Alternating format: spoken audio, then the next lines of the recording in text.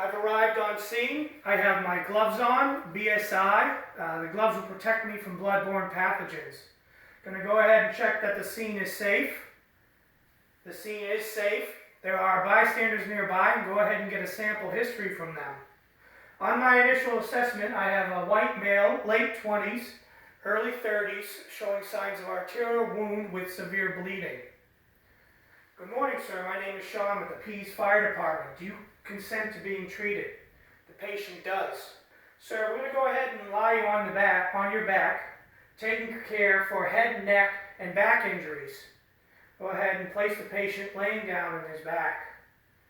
At this point, we're going to go ahead and treat for severe bleeding with gauze and direct pressure and potentially a tourniquet. We've stopped that severe bleeding. Sir, what's your name? Patient tells me his name. What time of day is it? Patient tells me it's morning. What day is it? Patient tells me it's Monday. Who is the pet president? Patient responds. The patient is alert and oriented, AO ×4. The patient has a patent airway. He's breathing on his own. He is speaking clearly. He has a patent airway due to the fact that he is responding to my commands. I'm going to go ahead and check his ABCs. Because he is speaking clearly, he has a patent airway. His breathing is normal, showing signs of no distress, and his chest rise and fall is appropriate. I'm going to go ahead and check his pulse and his circulation. We're checking his pulse, rate, rhythm, and quality.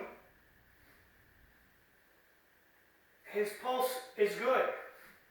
His skin, we're going to go ahead and take a look at his skin. It's cool, clammy, and showing signs of shock. Sir, due to the fact that you've lost a lot of blood, you may be feeling dizzy and nauseous. We're going to go ahead and do some things to help alleviate some of your symptoms. Sir, we're going to go ahead and raise your feet approximately 6 inches. We're going to take care to make sure that you have no lower extremity injuries. Do you consent to us raising your feet? Patient does. Sir, we're also going to go ahead and put a blanket on you. The blanket will help maintain your body's core temperature. Due to the fact that this patient has lost a lot of blood and showing signs of shock, he is a high candidate, high priority patient who is in need of immediate transport. At this time, we're going to get him ready for transport. Because he is a high priority patient, we're going to reassess his vitals and his ABCs every 5 minutes. En route to the hospital, if any changes in his ABCs or his vitals are seen, we will treat as necessary.